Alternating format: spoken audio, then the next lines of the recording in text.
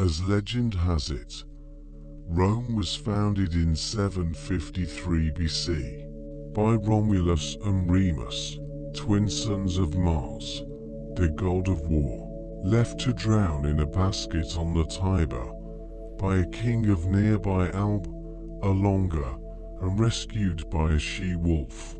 The twins lived to defeat the king and found their own city on the river's banks in 753 BC. After killing his brother, Romulus became the first king of Rome, which is named for him.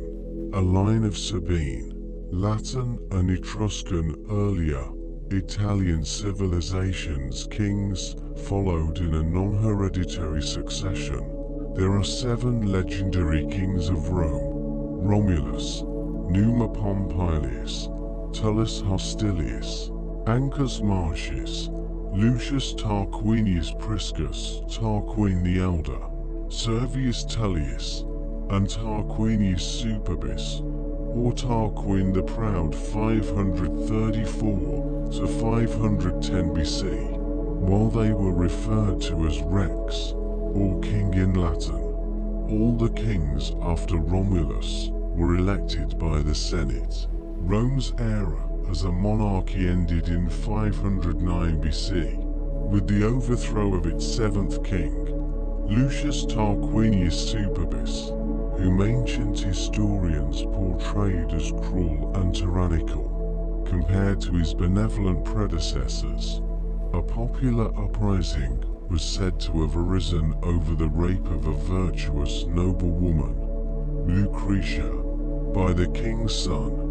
Whatever the cause, Rome turned from a monarchy into a republic, a world derived from res publica, or property of the people.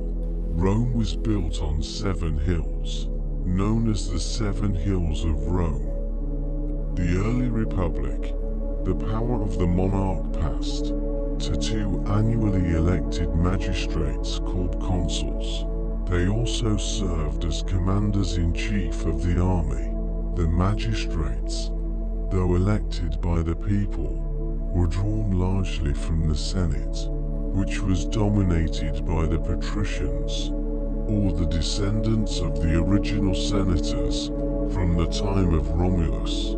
Politics in the early republic was marked by the long struggle between patricians and plebeians, the common people, who eventually attained some political power through years of concessions from patricians, including their own political bodies, the tribunes, which could initiate or veto legislation. In 450 BC, the first Roman law code was inscribed on 12 bronze tablets known as the 12 Tables and publicly displayed in the Roman Forum. These laws included issues of legal procedure, civil rights and property rights, and provided the basis for all future Roman civil law. By around 300 BC, real political power in Rome was centered in the Senate, which at the time included only members of patrician and wealthy plebeian families. Military expansion. During the early Republic, the Roman state grew exponentially in both size and power. Though the Gauls sacked and burned Rome in 390 BC, the Romans rebounded under the leadership of the military hero Camillus, eventually gaining control of the entire Italian peninsula by 264 BC.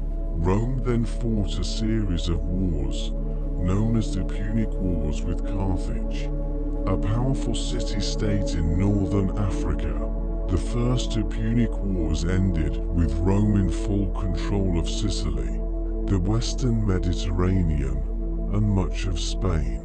In the Third Punic War, 149 to 146 BC, the Romans captured and destroyed the city of Carthage and sold its surviving inhabitants into slavery.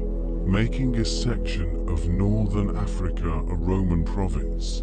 At the same time, Rome also spread its influence east, defeating King Philip V of Macedonia in the Macedonian Wars and turning his kingdom into another Roman province. Rome's military conquests led directly to its cultural growth as a society, as the Romans benefited greatly from contact with such advanced cultures as the Greeks.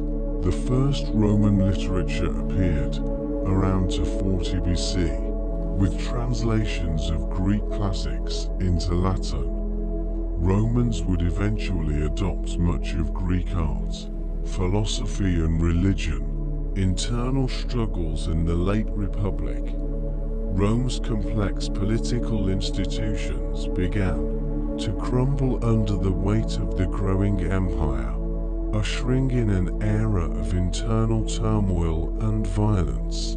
The gap between rich and poor widened, as wealthy landowners drove small farmers from public land, while access to government was increasingly limited to the more privileged classes. Attempts to address these social problems, such as the reform movements of Tiberius and Gaius Gracchus in 133 BC and 123 to 122 BC, respectively, ended in the reformers' deaths at the hands of their opponents.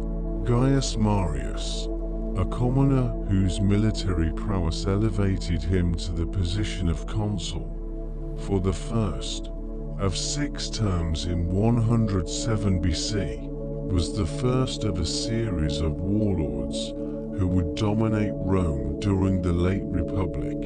By 91 BC, Marius was struggling against attacks by his opponents, including his fellow general Sulla, who emerged as military dictator around 82 BC. After Sulla retired, one of his former supporters, Pompey, briefly served as consul before waging successful military campaigns against pirates in the Mediterranean and the forces of Mithridates in Asia. During this same period, Marcus Tullius Cicero, elected consul in 63 BC, famously defeated the conspiracy of the patrician Catiline and won a reputation as one of Rome's greatest orators. Julius Caesar's rise. When the victorious Pompey returned to Rome, he formed an uneasy alliance known as the First Triumvirate with the wealthy Marcus Licinius Crassus, who suppressed a slave rebellion led by Spartacus in 71 BC, and another rising star in Roman politics, Gaius Julius Caesar. After earning military glory in Spain, Caesar returned to Rome to vie for the consulship in 59 BC. From his alliance with Pompey and Crassus, Caesar received the governorship of 3 wealthy provinces in Gaul, beginning in 58 BC. He then set about conquering the rest of the region for Rome. After Pompey's wife Julius Caesar's daughter died in 54 BC, and Crassus was killed in battle against Parthia, present-day Iran, the following year, the triumvirate was broken. With old-style Roman politics in disorder, Pompey stepped in as sole consul in 53 BC. Caesar's military glory in Gaul and his increasing wealth had eclipsed Pompey's, and the latter teamed with his Senate allies to steadily undermine Caesar. In 49 BC, Caesar and one of his legions crossed the Rubicon, a river on the border between Italy from Cisalpine Gaul. Caesar's invasion of Italy ignited a civil war from which he emerged as dictator of Rome for life. In 45 BC, from Caesar to Augustus, less than a year later, Julius Caesar was murdered on the Ides of March 1544 BC by a group of his enemies, led by the Republican nobles Marcus Junius Brutus and Gaius Cassius. Consul Mark Antony and Caesar's great-nephew and adopted heir, Octavian, joined forces to crush Brutus and Cassius and divided power in Rome with ex-consul Lepidus in what was known as the Second Triumvirate, with Octavian leading the western provinces, Antony the east, and Lepidus Africa. Tensions developed by 36 BC, and the triumvirate soon dissolved. In 31 BC, Octavian triumphed over the forces of Antony and Queen Cleopatra of Egypt, also rumored to be the one-time lover of Julius Caesar in the Battle of Actium. In the wake of this devastating defeat, Antony and Cleopatra committed suicide. By 29 BC, Octavian was the sole leader of Rome and all its provinces. To avoid meeting Caesar's fate, he made sure to make his position as absolute ruler acceptable to the public by apparently restoring the political institutions of the Roman Republic, while in reality retaining all real power for himself. In 27 BC, Octavian assumed the title of Augustus, becoming the first emperor of Rome. Age of the Roman emperors. Augustus' rule restored morale in Rome after a century of discord and corruption, and ushered in the famous Pax Romana to full centuries of peace and prosperity. He instituted various social reforms, won numerous military victories, and allowed Roman literature, art, architecture, and religion to flourish. Augustus ruled for 56 years, supported by his great army and by a growing cult of devotion to the emperor. When he died, the Senate elevated Augustus to the status of a god, beginning a long-running tradition of deification for popular emperors. Augustus' dynasty included the unpopular Tiberius AD 14 to 37, the bloodthirsty and unstable Caligula 37 to 41, and Claudius for 154, who is best remembered for his army's conquest of Britain. The line ended with Nero 5468, whose excesses drained the Roman treasury and led to his downfall and eventual suicide. 4 emperors took the throne in the tumultuous year after Nero's death. The fourth, Vespasian 6979, and his successors, Titus and Domitian, were known as the Flavians. They attempted to temper the excesses of the Roman courts, restore Senate authority, and promote public welfare. Titus 79 to 81 earned his people's devotion with his handling of recovery efforts. After the infamous eruption of Vesuvius, which destroyed the towns of Herculaneum and Pompeii, the reign of Nerva 96 to 98, who was selected by the Senate to succeed Domitian, began another golden age in Roman history, during which 4 emperors, Trajan, Hadrian, Antoninus Pius, and Marcus Aurelius, took the throne peacefully, succeeding one another by adoption, as opposed to hereditary succession. Trajan 98 to 117 expanded Rome's borders to the greatest extent in history, with victories over the kingdoms of Dacia, now northwestern Romania, and Parthia. His successor Hadrian, 117 to 130 solidified the empire's frontiers, famously building Hadrian's Wall in present-day England, and continued his predecessor's work of establishing internal stability and instituting administrative reforms. Under Antoninus Pius, 138 to 161, Rome continued in peace and prosperity, but the reign of Marcus Aurelius, 161 to 180, was dominated by conflict, including war against Parthia and Armenia, and the invasion of Germanic tribes from the north. When Marcus fell ill and died near the battlefield at Vindobona, Vienna, he broke with the tradition of non-hereditary succession and named his 19-year-old son Commodus as his successor. Decline and disintegration. The decadence and incompetence of Commodus, 180 to 192, brought the golden age of the Roman emperors to a disappointing end. His death at the hands of his own ministers sparked another period of civil war, from which Lucius Septimius Severus, 193 to 211, emerged victorious. During the 3rd century, Rome suffered from a cycle of near-constant conflict.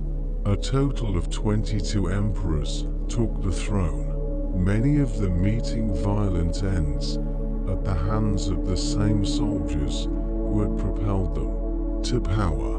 Meanwhile, threats from outside plagued the empire and depleted its riches, including continuing aggression from Germans and Parthians, and raids by the Goths over the Aegean Sea. The reign of Diocletian, 284 to 305, temporarily restored peace and prosperity in Rome, but at a high cost to the unity of the empire. Diocletian divided power into the so-called Tetrarchy, rule of 4, sharing his title of Augustus Emperor with Maximian.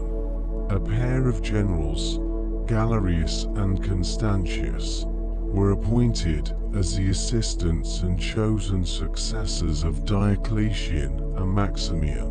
Diocletian and Galerius ruled the Eastern Roman Empire, while Maximian and Constantius took power in the West.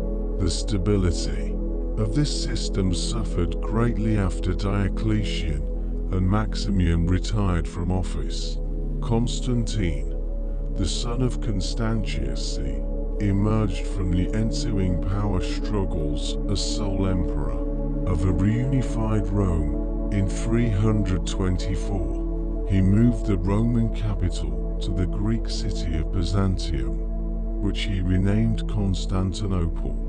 At the Council of Nicaea in 325, Constantine made Christianity, once an obscure Jewish sect, Rome's official religion.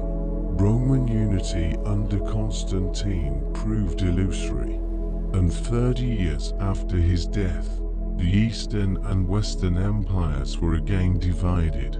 Despite its continuing battle against Persian forces, the Eastern Roman Empire, later known as the Byzantine Empire, would remain largely intact for centuries to come. An entirely different story played out in the West, where the empire was racked by internal conflict as well as threats from abroad, particularly from the Germanic tribes now established within the empire's frontiers, like the Vandals.